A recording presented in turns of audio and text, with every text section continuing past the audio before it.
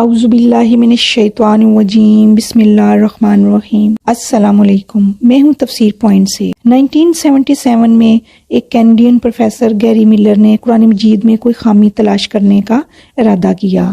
گیری Miller Canada کی ایک یونیورسٹی میں پڑھاتا تھا اور عیسائی مبلغ بھی تھا۔ اس کا خیال تھا کہ قرآن مجید میں خامی ڈھونڈ لینے سے مسلمانوں کو عیسائیت پر لانے میں مدد ملے گی۔ ملر نے قرآن مجید کے مطالعے کے بعد جو کچھ لکھا انتہائی غیر جانبداری کے ساتھ لکھا۔ قرآن مجید کے بغور مطالعے کے بعد ملر نے لکھا کہ ایسی تحریر لکھنا کسی انسان کا کام نہیں ہو سکتا۔ قرآن مجید کی سب سے پہلی چیز جس نے ملر کو متاثر کیا وہ اس کتاب مقدس کی کئی آیات کا ایک خاص انداز تھا۔ مثلا سورۃ النساء کی 82ویں آیت جس کا ترجمہ ہے کہ تو کیا وہ قرآن پر غور نہیں کرتے؟ اگر یہ قرآن مجید اللہ کے سوا کسی اور کا کلام ہوتا تو بے شک وہ اس میں کئی غلطیاں پاتے۔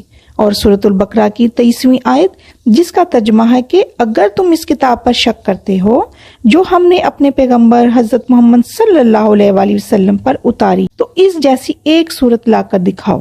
قرآن مجید پر تحقیق کے بعد پروفیسر ملر نے دی امیزنگ قرآن کے نام سے ایک لیکچر دیا جس میں اس نے کہا کہ دنیا میں ایسا کوئی مصنف نہیں ہے جو ایک کتاب لکھے اور پھر لوگوں کو چیلنج کرے کہ آؤ میری کتاب میں سے غلطی نکال کر دکھاؤ، جس طرح قرآن مجید میں بارہا کہا گیا ہے۔ کہ ملر مزید کہتا ہے کہ یہ بہت ہی حیران کن ہے کہ قرآن مجید میں جو آیات مسلمانوں کی کسی شکست یا صدمے کے موقع پر نازل ہوئیں اس میں فتح کی خوشخبری سنائی گئی، جبکہ جو آیات کسی فتح کے موقع پر نازل ہوئی ان میں غرور و تکبر سے بچنے کی تنبیہ کی گئی ہے اور مسلمانوں میں سے مزید جدوجہد اور قربانیاں طلب کی گئی ہیں۔ گیری ملر کہتا ہے کہ اگر کوئی شخص اپنی آپ بیتی لکھتا ہے تو وہ اپنی فتوحات کو بڑھا چڑھا کر بیان کرتا ہے اور شکست کو بھی ہیلے بہانے سے جیت ہی قرار دینے کی کوشش کرتا ہے، لیکن قرآن مجید میں تسلسل کے ساتھ اور انتہائی منطقی انداز میں اس کے بالکل برعکس لکھا گیا ہے۔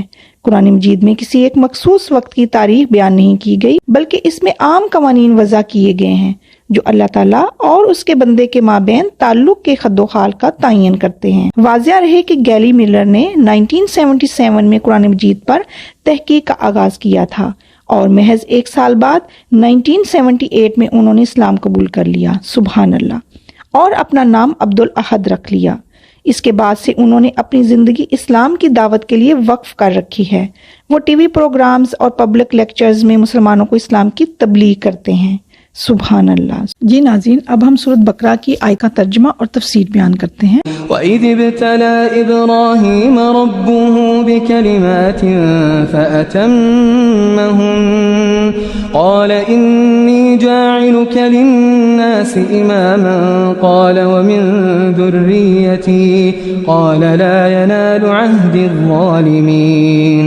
ترجمہ: یاد کرو حضرت ابراہیم علیہ السلام کو، اس کے رب نے چند باتوں میں آزمایا اور ان سب میں پورا اتر گیا تو اس نے کہا میں تجھے لوگوں کا پیشوا بنانے والا ہوں۔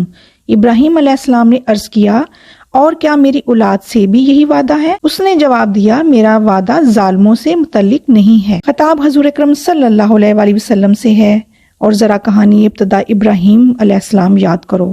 آپ کو کچھ احکام دیے گئے تھے، آپ پر کچھ بندشیں عائد کی گئیں اور آپ نے پوری وفا کے ساتھ ان بندشوں پر عمل کیا اور ان پر پورے اترے۔ اور ایک دوسرے مقام پر اللہ تعالیٰ نے حضرت ابراہیم علیہ السلام کی وفا کی کو سراہا بھی، اور ابراہیم علیہ السلام جنہوں نے احکام پورے کیے۔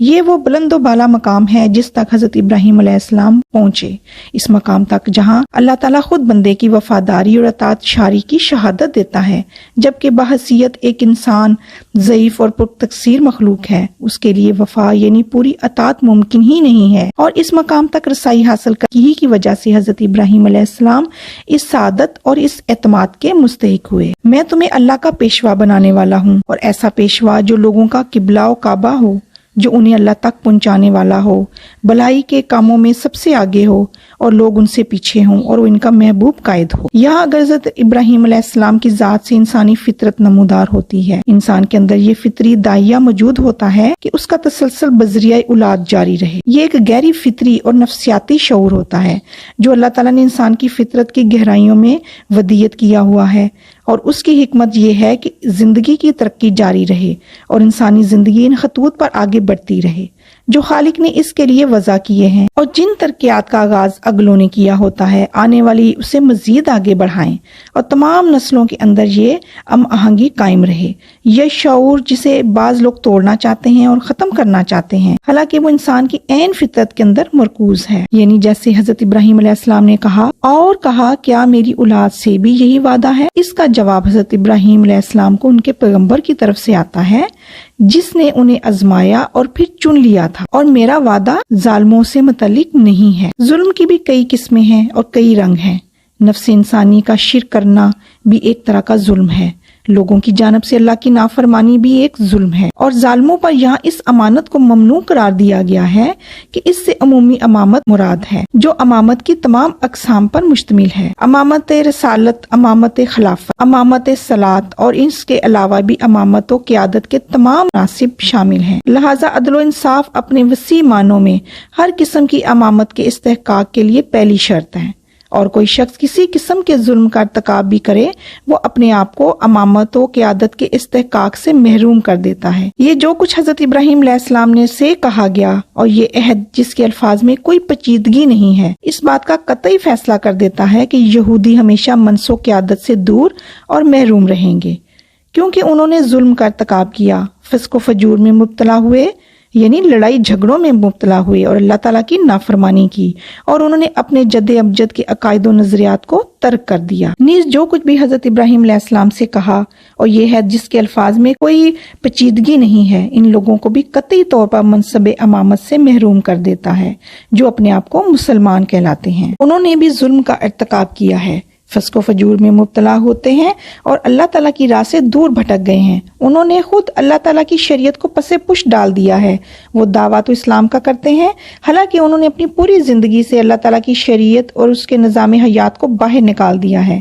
ان لوگوں کو دعویٰ اسلام محض جھوٹا دعویٰ ہے جو دراصل اللہ کے ساتھ کیے ہوئے عہد کی اساس محکم پر استوار نہیں ہے۔ اسلامی تصور حیات ان تمام رشتوں اور تعلقات کی جڑ کاٹ دیتا ہے جو کسی فکر و نظریات یا وحدت عمل کی اساس پر قائم نہیں ہوتے۔ وہ صرف ایسے رشتوں اور تعلقات کو تسلیم کرتا ہے جو وحدت نظریہ اور عمل کی اساس پر قائم ہوں۔ اہل کتاب میں سے جو لوگ ایمان لائے وہ ایک امت ہیں، اور جن لوگوں نے حضرت ابراہیم، حضرت موسیٰ اور حضرت عیسیٰ علیہ السلام کے دین کو ترک کیا اور ایک دوسری امت ہیں، ان دونوں کے درمیان میں بھی کوئی تعلق، کوئی رابطہ اور کوئی رشتہ نہیں ہے۔ یہاں خاندان کی تشکیل باپ دادا پوتوں کے تعلق سے نہیں ہوتی، بلکہ یہاں وہ لوگ افراد خاندان ہوتے ہیں جو ایک عقیدے اور نظریے پر جمع ہو جائیں۔